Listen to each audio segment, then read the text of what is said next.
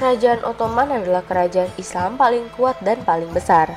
Kerajaan Ottoman berkuasa sekitar 6 abad serta mempunyai banyak daerah kekuasaan. Kerajaan ini didirikan oleh Sultan Osman atau Othman pada abad ke-13 Masehi. Kerajaan Ottoman menganut aliran Islam Sunni. Pada umumnya, raja-raja yang berkuasa di kerajaan ini memakai gelar sultan. Kerajaan ini berasal dari suku bangsa Osmani atau suku bangsa Turki dari Mongolia di Asia Tengah. Karena serangan tentara Mongol pada abad ke-13 Masehi, mereka mengembara ke Iran. Dari Iran, mereka pindah lagi ke Asia Kecil dan menetap di sana. Atas jasa-jasanya membantu tentara Seljuk melawan pasukan Mongol, maka suku bangsa Osmani diberi tempat tinggal di wilayah Ishkishar dekat Brusa oleh Sultan Alauddin. Suku bangsa Osmani menjadi sebuah kerajaan Islam yang kuat di bawah pimpinan Sultan Osman. Sejak saat itu, kerajaan melakukan penyerbuan kepada Kekaisaran Bizantium atau yang kita kenal sebagai Konstantinopel. Konstantinopel merupakan kota paling penting di dunia pada abad pertengahan.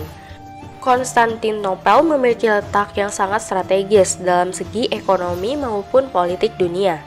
Sejak tahun 324 Masehi hingga awal abad ke-15 Masehi, Konstantinopel menjadi ibu kota Bizantium Romawi Timur.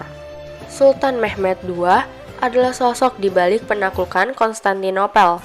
Mehmed II atau dikenal juga sebagai Muhammad Al-Fatih merupakan sultan ke-7 dari Turki Utsmani dan usianya sangat muda.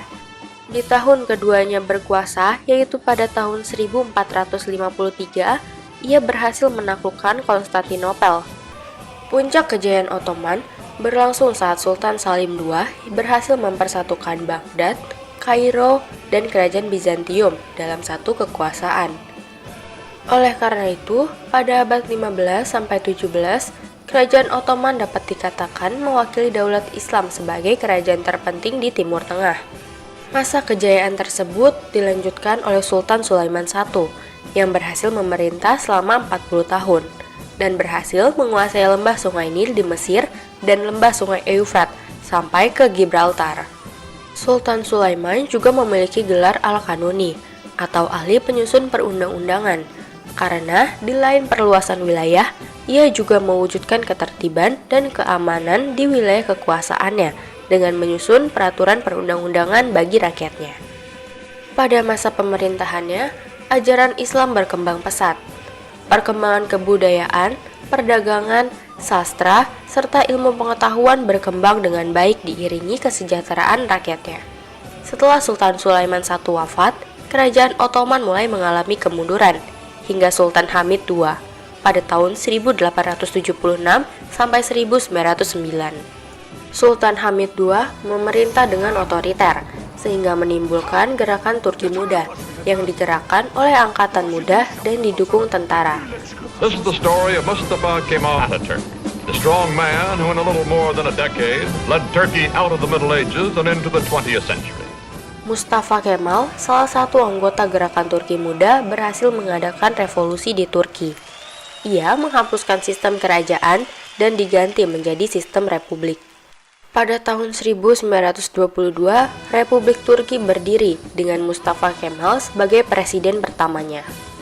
Saat Kesultanan Utsmaniyah runtuh dan diteruskan oleh Republik Turki pada 1923, Islam menjadi sedikit mundur karena perubahan Turki dari kesultanan menjadi negara sekuler. Negara sekuler berarti sebuah negara menjadi netral dalam permasalahan agama. Dengan kata lain, negara tidak dapat masuk ke dalam kehidupan pribadi agama setiap warganya. Efek lainnya adalah dimulainya penggunaan kalender Masehi seperti di negara-negara barat dibandingkan kalender Hijriah, dan penggunaan kata Tanri dibandingkan Allah. Kemudian Hagia Sophia yang diubah lagi menjadi museum, pelarangan pengajaran agama Islam, dan pembatasan jumlah masjid.